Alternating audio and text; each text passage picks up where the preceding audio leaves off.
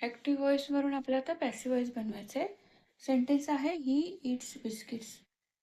ही काय आहे? सब्जेक्ट आहे. इट्स काय आहे? वर्ब आहे. बिस्किट्स काय आहे? ऑब्जेक्ट आहे. सेंटेन्स कुठल्या टेन्समध्ये आहे? प्रेझेंट टेन्समध्ये आहे. इट्स आहे ना. इट्सवरून आपल्याला कळलं की हे प्रेझेंट टेन्स आहे. या वर्बवरून कळलं की हे सेंटेन्सचा फॉर्म आहे तो प्रेझेंट टेन्समध्ये आहे. आता आपल्याला ह्याचं काय बनवायचं आहे? पॅसिव्ह व्हॉईसमध्ये ह्याला चेंज करायचं आहे. तर आपल्याला काय करावं लागणार? जो ऑब्जेक्ट आहे ना तो पुढे येणार.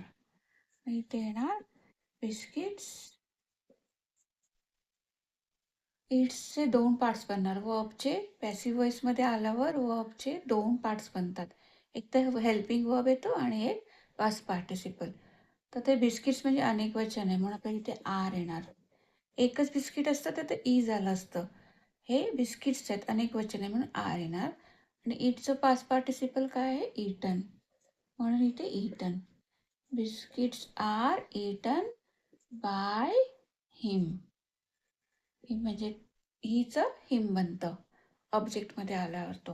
ओके. मग सेंटेन्स बनलं biscuits are eaten by him.